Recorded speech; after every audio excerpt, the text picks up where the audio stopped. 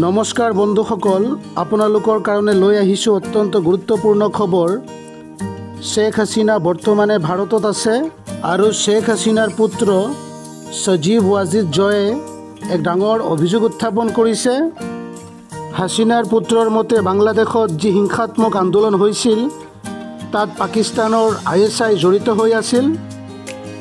সজীৱ ৱাজিদৰ মতে বাংলাদেশত বৰ্তমানে কোনো গণতন্ত্ৰ নাই আৰু যদি বাংলাদেশত আকৌ গণতন্ত্ৰ ঘূৰি আহে তেতিয়াহ'লে তেখেতৰ মাতৃ শ্বেখ হাছিনা আকৌ বাংলাদেশত ঘূৰি যাবলৈ প্ৰস্তুত হৈ আছে আৰু ভাৰত চৰকাৰে বাংলাদেশত ডেমক্ৰেচি ঘূৰাই অনাৰ বাবে ইণ্টাৰনেশ্যনেল প্ৰেছাৰ বিল্ড কৰিব লাগে বুলি তেখেতে ভাৰতীয় সংবাদ মাধ্যমক জানিব দিয়ে।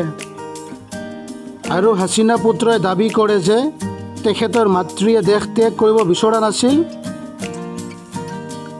কিন্তু প্ৰাক্তন প্ৰধানমন্ত্ৰীৰ নিৰাপত্তাৰ প্ৰতি লক্ষ্য ৰাখি পৰিয়ালৰ সদস্যসকলে হাছিনা ডাঙৰীয়ানীক দেশ ত্যাগ কৰিবলৈ অনুৰোধ কৰিছিল কাৰণেহে তেখেতে দেশ ত্যাগ কৰিছিল বুলি হাছিনা পুত্ৰই ভাৰতীয় সংবাদ মাধ্যমক জানিব দিয়ে।